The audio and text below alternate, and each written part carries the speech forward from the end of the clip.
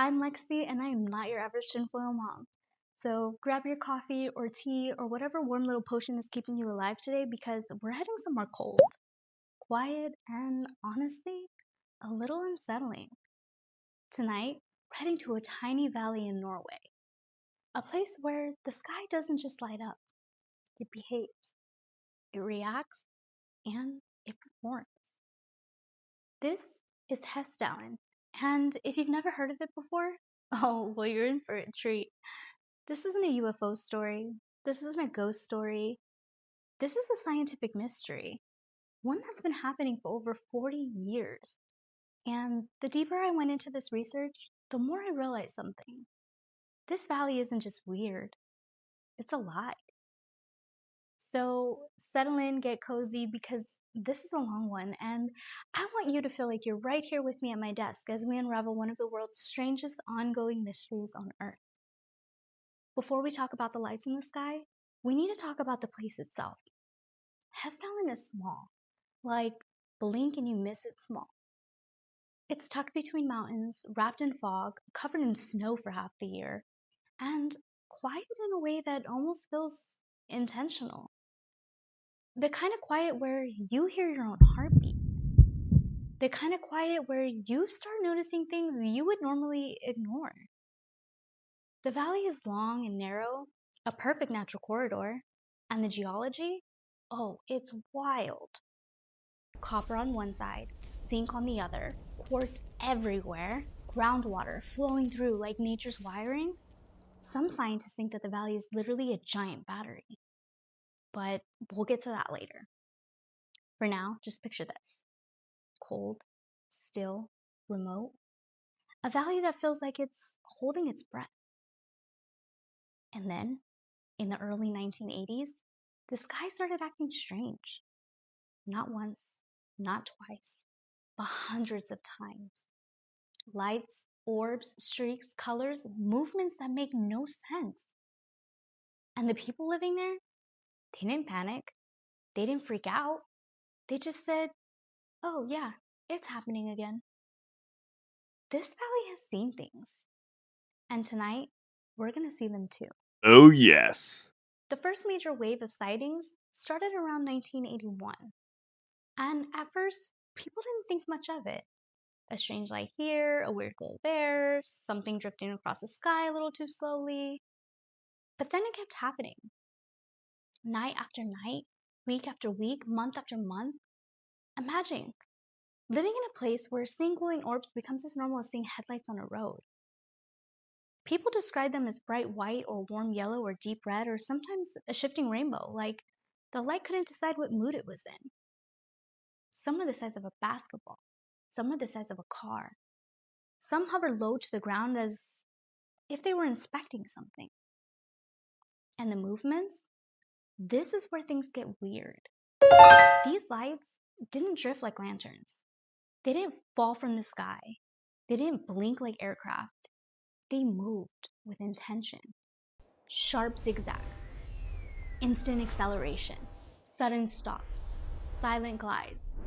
One witness said the light was almost thinking about where to go next. Another witness said it was almost as if it was like a bird that forgot to flap. Oh! And then there were the close encounters. People saw these lights between trees, hovering near houses, floating just above the snow, not far away, not up in the sky, right there, in the valley, in their space. One farmer said he saw a glowing orb hovering above his field so close he could see the snow glowing underneath it. Another person said the light followed their car down a long empty road, keeping pace without making a sound. And then there was the silent spotlight. This one gives me chills. Multiple people reported a beam of light sweeping across the ground as if someone was scanning the valley with a giant flashlight. Except there was no source. No helicopter, no tower, no sound, just a beam moving with purpose across the snow. Imagine walking your dog, and then suddenly the ground lights up like you're being selected in a video game. And the craziest part, this wasn't rare. At the peak, there were up to 20 sightings a week, sometimes multiple in a single night. The valley was alive with light, and nobody knew why. This is what finally pushed the scientists to come, because whatever was happening here, it wasn't normal. And it wasn't stopping. By 1983, the sightings weren't slowing down. If anything, they were getting stranger. And eventually the scientific community said, okay, we need to see this for ourselves. So, in early 1984, a small team of researchers packed up their gear, their notebooks, their cameras, their radar, their magnetometers, and most importantly, their coffee. Because, let's face it, if you're going to stand in a freezing Norwegian valley waiting for glowing orbs to show up, you're going to need caffeine.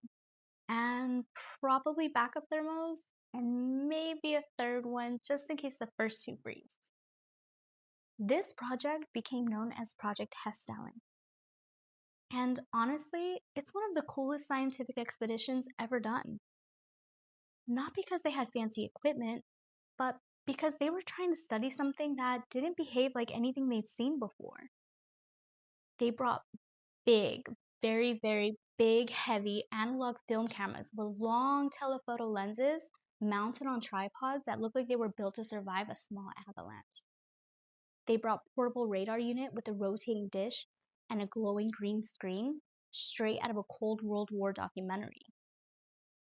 They brought magnetometers to measure changes in the Earth's magnetic field.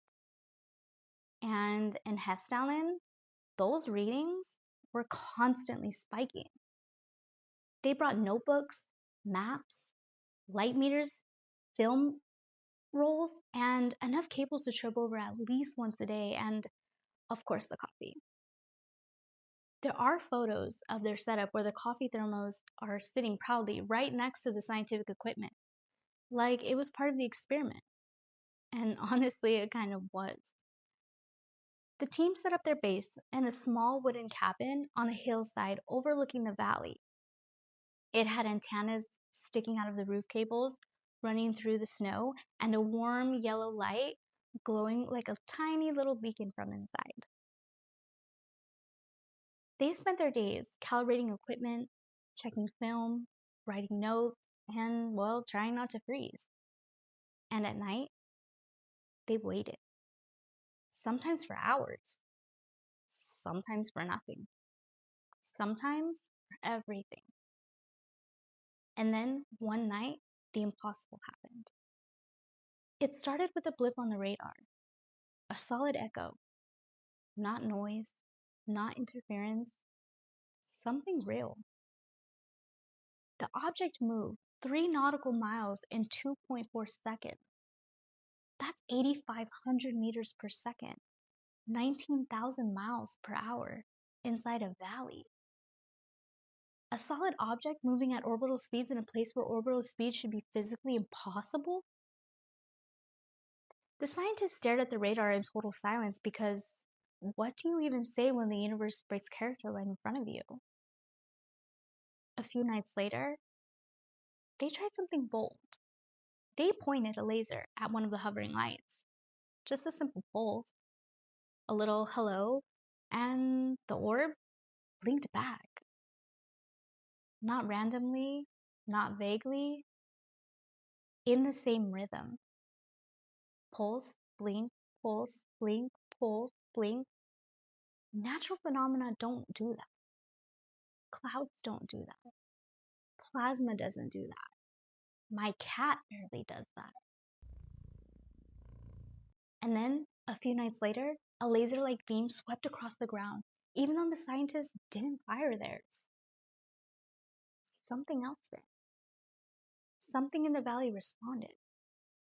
Another night, a glowing orb appeared, not in the sky, but near the ground, floating between the trees like it was exploring. It drifted, silently, lighting up the snow beneath it with a soft yellow glow. The team watched, barely breathing, as the orb moved with a kind of awareness that made them feel like they were the ones being studied. It hovered, paused, shifted direction, and then rose straight up into the darkness without a sound. One of the scientists wrote in his notes, "It felt like it was deciding where to go." And honestly, that sentence alone is enough to keep me awake at night. Then there was the silent spotlight. A beam of light swept across the valley floor as if someone was scanning the snow with a giant flashlight. Except there was no source. No helicopter, no tower, no sound. Just a beam moving with purpose across the ground and then disappearing.